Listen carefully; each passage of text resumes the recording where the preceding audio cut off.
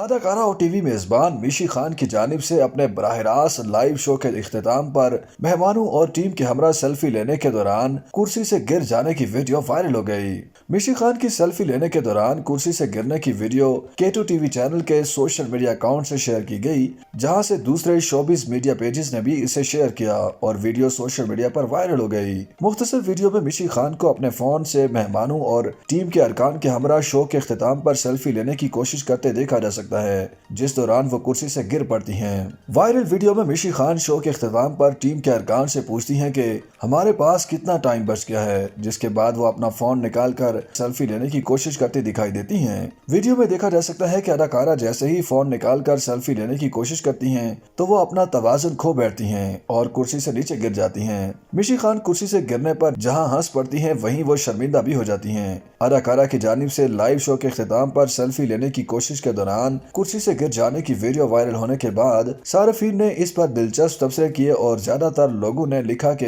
انہوں نے گرنے کا ڈرامہ کیا۔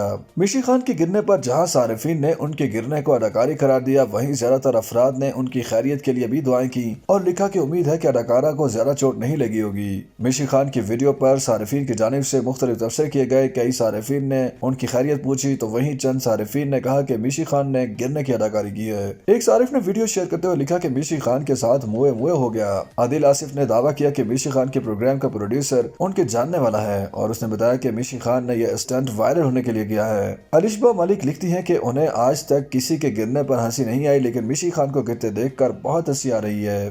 YouTube پر گوگلی نیوز دیکھنے کے لیے youtube.com کی سرچ بار میں googly news T V type کریں۔ گوگلی نیوز کے پیج پر سرخ رنگ کے سبسکرپشن والے بٹن پر کلک کرنا نہ بھولیے۔ YouTube پیج پر اپلوڈ ہونے والی ویڈیوز سے باخبر رہنے کے لیے بیل آئیکن پر کلک کیجیے۔ آپ کو ہر نئی ویڈیو کے بارے میں نوٹیفیکیشن موصول ہو جائے گا۔